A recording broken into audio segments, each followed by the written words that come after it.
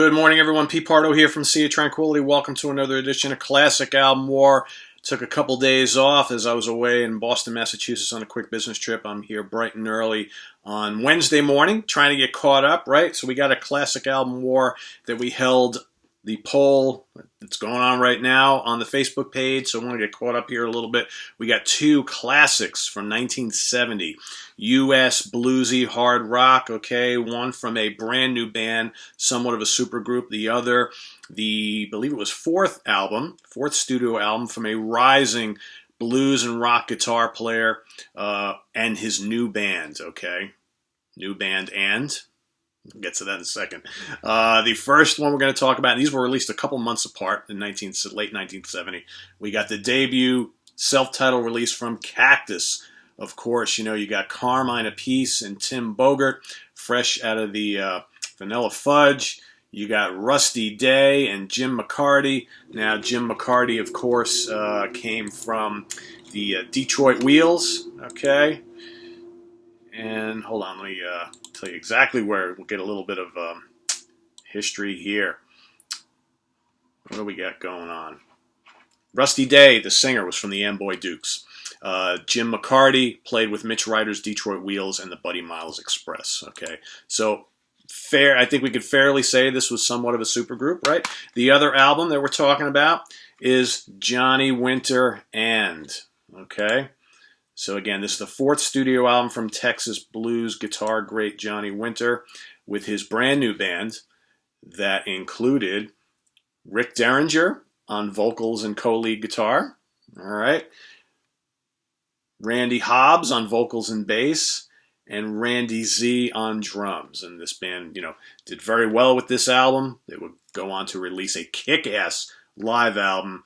And then kind of most of these guys would go on their separate way, and Johnny would start up another band. You know how it goes. It's kind of what Johnny did all throughout that decade and most of his career. But let's get to the album war, why don't we? And start off with this particular album. So, you know, this band, I think unfairly, was called the American Led Zeppelin. Quite frankly, I never saw any similarities between them and Zeppelin whatsoever, other than the fact that they were both loud. Okay, and they both could get pretty heavy. I always saw Cactus more of a kind of like a blues rock and boogie band, but they could get pretty heavy at times. But they, to my ears, they never sounded like Led Zeppelin. So I think that was a pretty unfair treatment, unfair tag. Yeah, they both had drummers who were pretty heavy-handed, you know, Carmine Appice and John Bonham. But I think that's where the similarities kind of ended. Vocals didn't sound anything similar. The guitar playing was totally different. These guys, you know, didn't get much into the whole folky side of things like Zeppelin did. They both played some pretty kick-ass bluesy, heavy rock, but that's about like as far as that went. Anyway, kicks off with Parchment Farm, first tune on the album, a cover tune that becomes Cactus's like staple song, a rousing, raunchy, heavy blues rock tune. Love it. And yes, it's not Parchment Farm, it's Parchment Farm. Okay, My Lady from South of Detroit. All right, kind of a cool tune to do considering, you know, the origin, especially Jim McCarty, okay, who, by the way, one of the unsung guitar heroes of this era, and the guy still slays today. A killer guitar player. I remember the first time I saw Cactus in concert, I don't know, what was it, eight years ago or something like that. I was astounded at how great this guy still is. And, you know, you listen to some of his stuff on these early Cactus albums. Woo! Killer. Brother Bill. All right. Another good, really kind of bluesy tune. These guys had like this kind of, like I said, this kind of boogie blues, hard rock thing going on. Very, very cool. Let Me Swim. Another killer tune on here. No Need to Worry. Oleo. Pretty cool tune that they usually, when they played it live, would stretch out. And then Feel So Good. Another good, raunchy, heavy rock tune. You know, these guys, I don't think ever released a bad studio album. Some people prefer this as their favorite. I kind of lean towards their second album one way or another, but they're both great. Easily their two best albums. And again, a product of its time, you know, 1970, very indicative of its time. But man, these guys, and if you ever listen to any live recordings of them back in the day, man, oh man, he's kicked ass.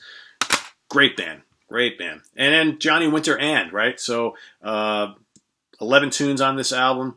You know, Johnny sharing the vocals with both Rick and Randy on here. A lot of dueling guitar solos. Probably one of his more rockin' studio albums.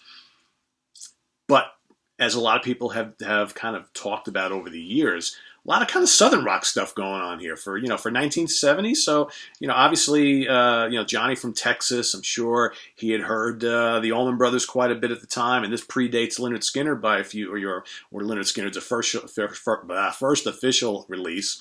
So a lot of kind of cool Southern rock things going on here, blues rock, hard rock, kind of a little bit of everything here. Guess I'll Go Away kicks it all off. Great tune.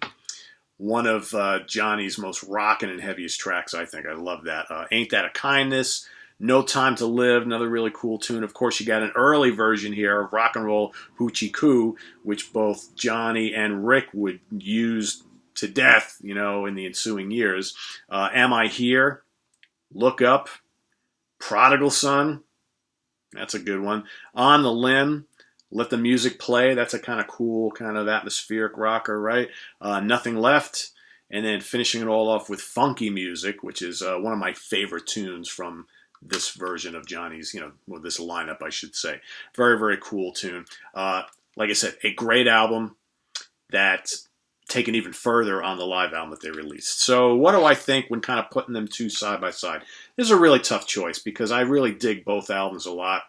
And, any day I could go for one over the other, because they're both so cool, right? There's no right or wrong answer here. Honestly, I'm not here to tell you which one's better than the other because they're both kick-ass. I love them both. But which one I maybe favor ever so slightly? Probably the Cactus album, just because I just love Cactus so much. And while I really dig Johnny a lot, love his playing, got to meet him once, awesome experience.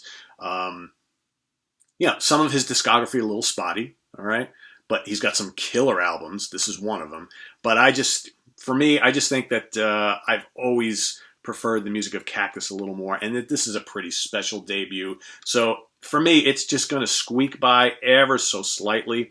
You can almost call this a draw, So we'll give this a split decision, 116, 114, 114, 116, 116, 114. Close as all hell. A fight to the finish, but in the end, in